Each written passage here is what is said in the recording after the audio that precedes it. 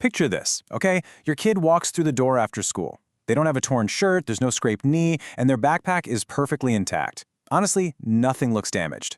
You ask them how their day was, and they just mumble, "It was fine." But then, they go completely quiet. They avoid looking at their phone, they seem super tense, and later that evening, they quietly ask if maybe they can just stay home tomorrow.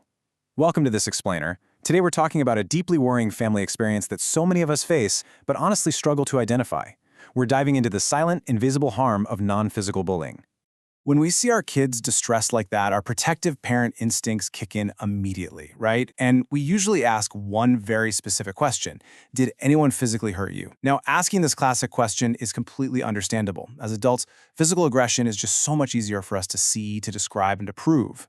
But as we're going to learn today, that question is often way too narrow to catch what is truly going on in our children's lives.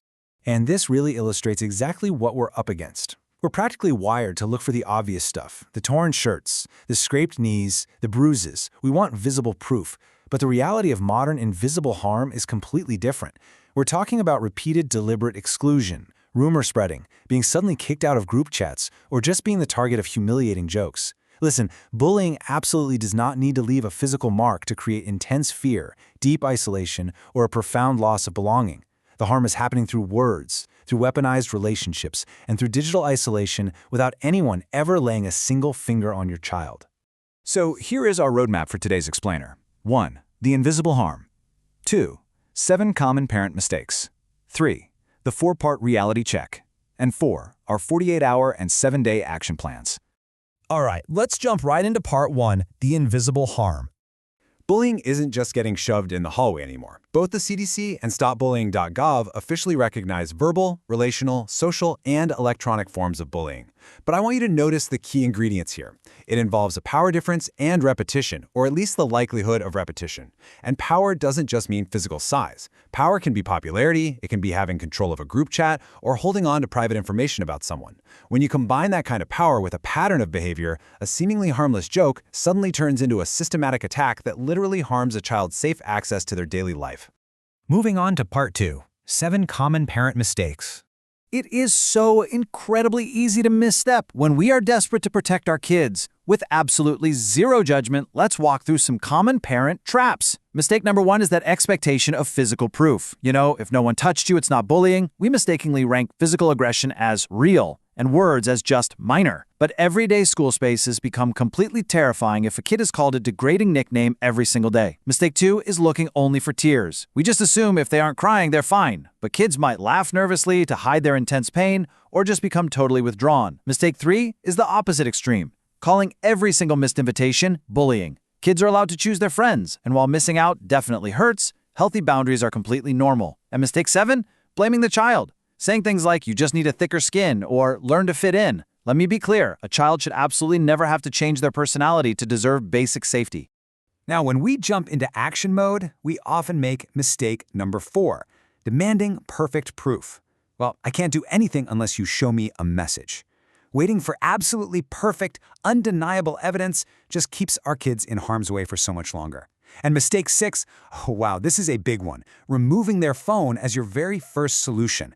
Our intention is purely protection, for sure, but confiscating their device often isolates the child from their supportive friends and school info, while the kids actually causing the harm get to remain fully connected. The phone is just a tool, you guys, it's not the entire problem. Which brings us to mistake number 5, that classic piece of advice, just ignore it. Telling a kid to just ignore a coordinated digital attack or a massive group rumor places the burden of solving the problem entirely on an already isolated child. Instead, we shouldn't let them solve it alone. We should be saying, hey, you don't have to give them the reaction they want, but you also don't have to navigate this by yourself. Do you see the difference there? One accidentally isolates them further, the other offers structured, active support and a clear exit route. Okay, part 3, the 4-part reality check. So when your child comes to you and you're trying to figure out if it's just normal social friction or systematic bullying, run it through this 4-step reality check. Step 1. Identify specific observable behavior.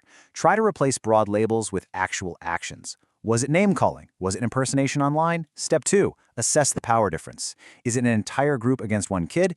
Does the other child have digital control over a shared space? Step 3. Look for repetition. Is this an ongoing theme or maybe a single post that just keeps circulating? And step 4. Check the impact. Can your child go to class, sit at lunch, or even just check their phone without intense fear? If their daily functioning is compromised, you are dealing with something serious. Now, quick pause here. This is absolutely crucial.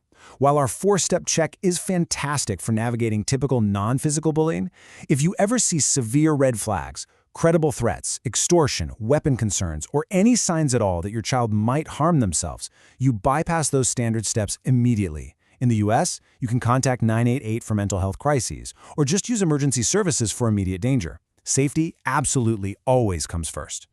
Finally, Part 4, 48-hour and 7-day action plans. Assuming we're not in an immediate emergency, let's bring this all together with an action plan that starts the very second your child bravely asks for help. Here are your critical first 48 hours. Number 1, regulate your reaction. Stay totally calm. Just say, "I am so glad you told me, we're going to work this out together." Number 2, map the behavior gently. Figure out the who, where, and when without turning it into a police interrogation. Number 3, preserve evidence. Save those screenshots, URLs, and dates securely. Number 4, agree on one specific trusted safety contact at school so your kid knows exactly who to go to. Number 5, contact the school with calm, objective facts. And number 6, monitor the situation with just one brief daily check-in, rather than constantly re-traumatizing them by asking about it every 5 minutes.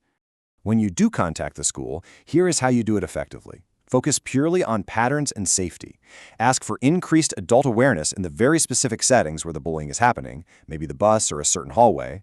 Get a named contact person, request clear protection from retaliation, and ensure your child's access to learning is preserved. Now, what you really should avoid is demanding a forced public apology or storming over to confront the other family in anger. I know, as satisfying as that might feel in the heat of the moment, direct confrontation almost always intensifies the conflict and just exposes your child to even more retaliation. We have to play the long, smart game here. And that brings us to the 7-day visibility experiment. I highly encourage you to grab a quick screenshot of this tracking method right now. For 1 week after you've talked to the school, keep a really simple record using these 4 columns: behavior, setting, people involved, and adult response. Track the incidents, sure, but also track the positive changes. Did supervision actually improve? Did the rumor finally stop? This log completely removes the emotion and provides you with a concrete, daily record to track whether the school's interventions are actually working, or if the whole plan needs to be adjusted. Which leaves us with this final, really important thought. Bullying without bruises is so easy to miss because, as adults, we inherently trust what we can physically see. But a bruise is just one type of evidence. It is definitely not the only evidence.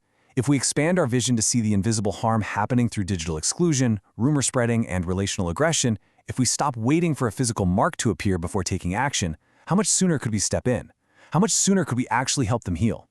Keep your eyes open to their whole reality, trust your gut, and use these tools to restore your child's safe access to their own life. Thanks for joining me on this explainer, and I'll catch you in the next one.